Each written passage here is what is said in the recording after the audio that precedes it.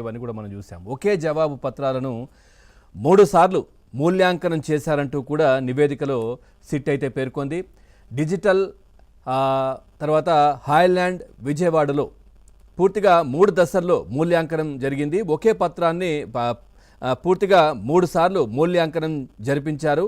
ఎంపికైనటువంటి 165 మందిలో 160 మంది పత్రాల్లో మార్పులు కూడా జరిగాయి. ఎంపిక కానటువంటి 161 మందిలో 153 మంది పత్రాల్లోనూ మార్పులు కూడా జరిగినట్టు గుర్తించారు. చీఫ్ ఎగ్జామినర్లు మార్కులు సవరించినట్లు ఫోరెన్సిక్ నివేదిక కూడా చాలా క్లియర్గా తెలిసింది. ఇక 61 స్లిప్పుల్లో వైట్ కరెక్షన్ ఫ్లూయిడ్ గుర్తించినటువంటి సిట్ పూర్తిగా దాంట్లో మరి ఏ విధంగా జరిగింది, ఏ విధంగా అక్రమాలు జరిగాయి, ఏ విధంగా మూల్యాంకనం ఏ విధంగా దిద్దారు, ఇవన్నీ కూడా బయటకు వస్తూ ఉన్నాయి. ఇక వైసీపీ హయాంలో అప్పటి ఏపీపీఎస్సీ కార్యదర్శి పిఎస్ఆర్ ఆంజనేయులు ఆధ్వర్యంలో అక్రమాలు జరిగాయంటూ కూడా నిర్ధారణ జరిగింది. మెయిన్స్ రాత పరీక్షల్లో ఎక్కువ మార్కులు వచ్చిన వారికి ఇంటర్వ్యూల్లో చాలా తక్కువ మార్కులు వచ్చినటువంటి పరిస్థితి కనిపించింది. ఒకసారి మనం చూస్తే కనుక ఏం జరిగిందంటే, గ్రూప్ 1 పరీక్షలు రాయాలంటే అర్హత డిగ్రీ ఉండాలి.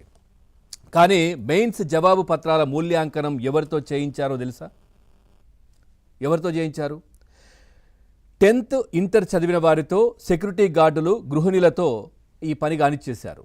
ఏది ఇప్పుడు ఈ గ్రూప్ 1 పరీక్ష రాయాలంటే డిగ్రీ అర్హత కావాలి, కానీ ఆ మార్కులు దిద్దే వాళ్ళు ఎవరు జగన్మోహన్ రెడ్డి గారి హయాంలో అంటే 10th చదివిన వాళ్ళు, ఇంటర్ చదివిన వాళ్ళు, వారితో తర్వాత సెక్యూరిటీ గార్డులు, గృహిణులతో పని కానిచ్చేశారు జగన్మోహన్ రెడ్డి గారి హయాంలో. తర్వాత వినడానికి ఇవన్నీ చాలా వింతగా ఉన్నప్పటికీ ఇదే వాస్తవం. జగన్ జమానాలో నిర్వహించిన గ్రూప్ 1 పరీక్షల్లో అప్పటి ఏపీపీఎస్సీ కార్యదర్శి ఐపీఎస్ అధికారి పిఎస్ఆర్ ఆంజనేయులు ఆధ్వర్యంలో ఈ అక్రమాలు జరిగినట్లు సిట్ చాలా క్లియర్గా నివేదికలో తేల్చినటువంటి పరిస్థితి.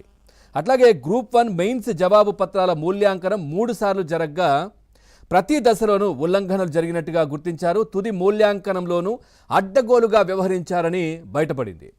తర్వాత నీలం, నలుపు రంగు బాల్ పాయింట్ పెన్నులకు బదులుగా ఇతర ఇంకు పెన్నులు కూడా దీంట్లో వాడినట్టుగా తెలుస్తోంది. ఇష్టానుసారంగా జవాబు పత్రాల్లో మార్పులు కూడా చేశారంట. ఇష్టానుసారంగా మార్పులు కూడా చేశారు నచ్చినట్టుగా.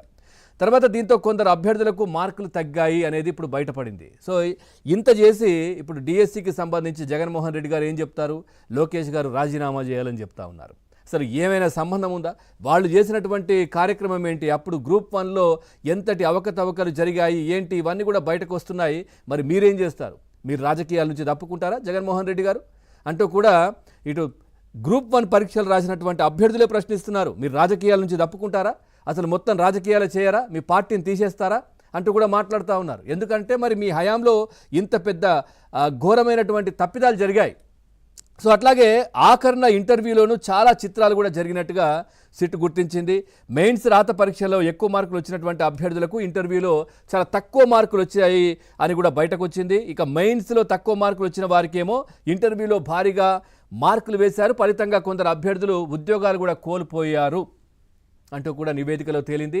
సో ఈ విధమైనటువంటి కార్యక్రమం చేసి ప్రతి దాంట్లో కూడా అవకతవకలే జగన్మోహన్ రెడ్డి గారి హయాంలో. ప్రతి శాఖలో ఏ శాఖ చూసినా కానీ దాంట్లో అక్రమాలు, ఇట్లాంటి అవకతవకలు ఇవే కనిపించాయి తప్పించి ఎక్కడ పారదర్శకంగా నిజంగా జీవోలు ఇస్తే వాళ్ళు ఎప్పుడు ఇచ్చారు? అర్ధరాత్రి జీవోలు. ఆ జీవోలు వెబ్సైట్లో కూడా పెట్టేవాళ్ళు కాదు.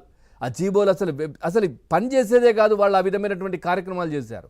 సో ఇంత చేసి ఇప్పుడు ఇంకా మాట్లాడుతున్నటువంటి పరిస్థితులు కనిపిస్తూ ఉన్నాయి. సో ఓవరాల్గా ఈ అంశానికి సంబంధించి మనం చర్చలోకి వెళ్దాం. చర్చలో పాల్గొంటున్నారు రాజకీయ విశ్లేషకులు